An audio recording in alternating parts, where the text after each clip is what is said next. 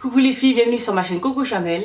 Alors aujourd'hui je vous propose un tutoriel qui m'a été pas mal demandé. C'est ma routine teint pour celles qui ont la peau qui brille, qui ont la peau très grasse et qui veulent faire tenir leur fond de teint plus longtemps.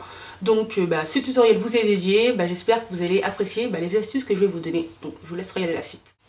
Alors avant de me maquiller, je veille toujours à bien nettoyer ma peau, à bien l'hydrater. Donc pour le nettoyage de peau, j'utilise la mousse nettoyante de Cetaphil. Donc c'est une mousse pour les peaux à tendance acnéique, qui ont tendance à avoir des boutons, qui ont la peau qui brille. Donc le mieux c'est d'utiliser des gels nettoyants sans savon, qui n'agressent pas, qui sont doux. Comme ça évite de refaire ressurgir le sébum au cours de la journée. Donc ce gel est vraiment très bien. Alors une étape à ne jamais négliger, c'est l'hydratation. Donc pour hydrater ma peau hiver comme été, pour toutes les saisons, j'utilise toujours une crème. Donc c'est l'Hydrance Optimale Légère de Aven. J'aime beaucoup la marque Aven en fait. Et cette crème a été conseillée par une de mes abonnées. C'est une crème hydratante qui hydrate sans graisser la peau. C'est vraiment qui laisse un fini nourri, mais avec un fini quand même bien mat. Donc j'aime beaucoup l'utiliser. Cet hiver je vais utiliser que celle-ci. Et pour l'été en général, j'aime bien utiliser aussi une crème de chez Aven, donc c'est la Cleanance qui est un peu plus légère. Donc voilà, les deux crèmes que j'utilise essentiellement, c'est ces deux-là. Et elles sont vraiment très bien pour les peaux grasses, peau mixte, elles conviennent très bien. Alors ensuite, on va passer au maquillage. Donc tout d'abord, j'applique ma base de teint, donc c'est la Milk of Magnesia, j'en parle tout le temps, j'utilise dans tous mes tutoriels. Donc c'est une base de teint qui à la base est un laxatif, mais qui a des vertus matifiantes sur les peaux grasses. Donc je l'applique avec un coton. Tout simple. Là j'en ai mis beaucoup.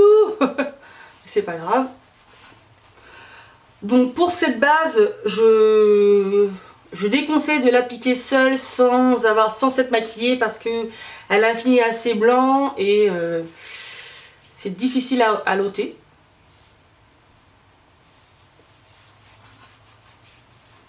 Mais sous le fond de teint, voilà, c'est indétectable. Voilà.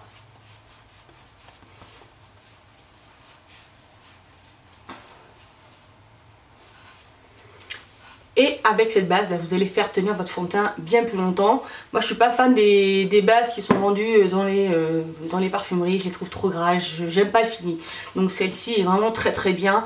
Et pour ceux qui veulent se la procurer, vous pouvez l'acheter sur eBay ou Amazon, en tout cas juste aux États-Unis. Donc voilà, le rendu a séché, donc comme vous pouvez le voir, c'est assez blanc, donc je vous conseille toujours de l'utiliser lorsque vous vous maquillez. Ne l'utilisez pas seul parce que sinon ça va pas être joli quoi. Donc ensuite, j'applique mon fond de teint, donc le fond de teint, j'utilise toujours un fond de teint oil free, donc voilà, sans huile. Donc c'est le Revlon Color Stay, pour les peaux mixtes à grasse, qui est vraiment très bien et qui fait tenir le fond de teint plus longtemps. Donc c'est celui que je préfère, il a une couvrance moyenne on va dire, mais il tient vraiment très bien. Donc je l'applique avec le F82 de Sigma, un pinceau biseauté tout simplement. Et je vais mélanger les deux teintes pour avoir ma carnation en fait. Voilà. Donc voilà, j'ai mélangé mon fond de teint. Donc je l'applique au pinceau, j'en mets un peu partout sur le visage. Et je l'estompe en partant de l'intérieur pour aller vers l'extérieur comme d'habitude. Ce fond de teint il a une couvrance assez, on va dire moyenne, pour avoir une meilleure couvrance si vous appliquez deux couches.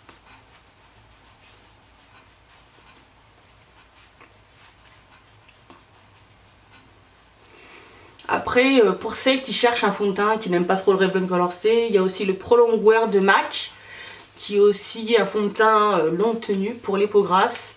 Après, l'inconvénient du Pro Longwear, c'est qu'il n'y a pas toutes les teintes et que les couleurs sont assez spéciales. Donc, il y a le Pro Longwear, il y a le Double Wear de Estée Lauder, qui est très bien aussi. Mais pour les teintes également, il y a un peu moins de choix. Mais il est très bien.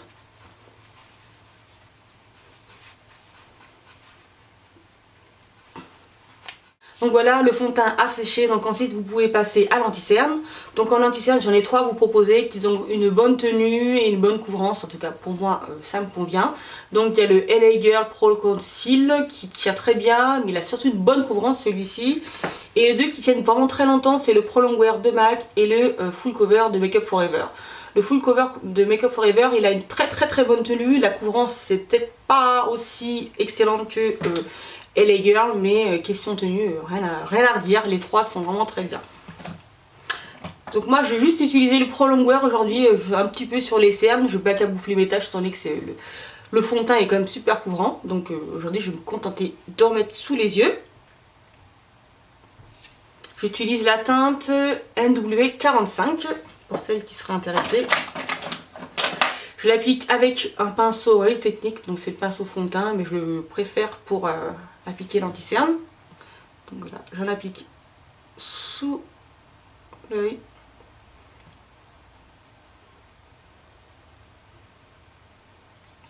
Et je tapote en l'étirant.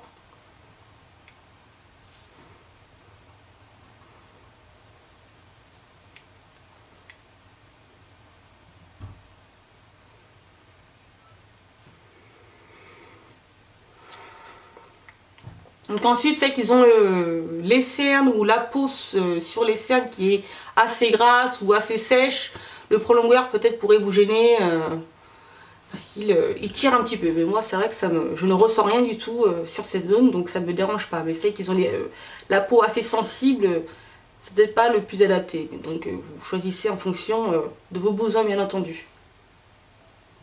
Voilà.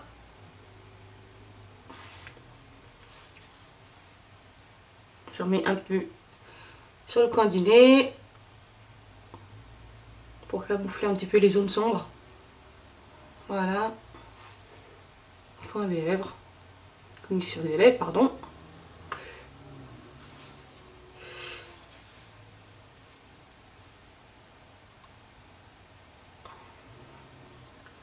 Et voilà. Ensuite, je vais fixer mon anti-cerne avec une poudre. Donc en général, il y a pas mal de filles qui utilisent la banana powder. Donc moi, je suis pas fan, mais j'aime bien utiliser le powder foundation de Delamasca. J'utilise la teinte 320. Voilà, et je l'utilise avec un petit pinceau flouteur de ELF.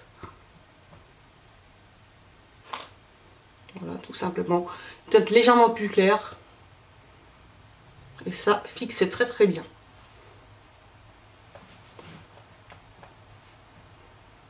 Donc vous tapotez pour mieux maintenir la matière sur la peau.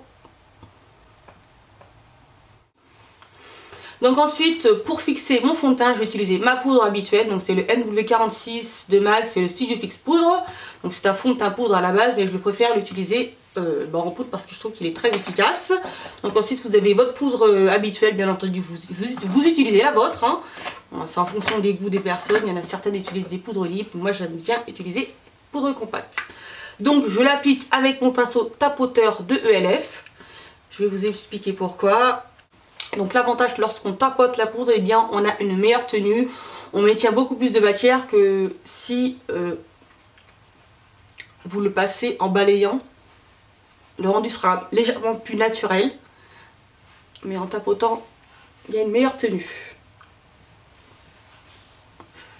Donc ensuite, vous avez votre pinceau poudre libre habituel, bien entendu, vous utilisez le vôtre. Moi j'avoue que j'aime beaucoup ce pinceau. Pas cher du tout.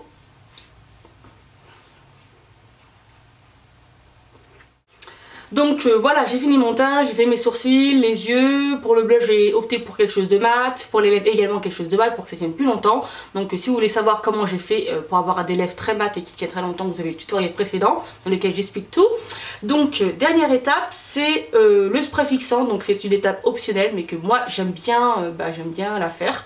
Donc un petit coup de spray sur le visage. Donc j'utilise le Model in a Bottle. Encore une fois, c'est une marque qui est trouvable que sur internet, sur les sites américains. Mais elle est vraiment très bien. Vous avez celle-ci, vous avez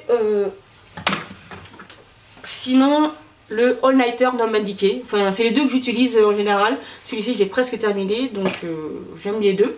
Donc voilà, un petit coup de spray. Vous restez pas trop près, sinon vous allez vous... Voilà.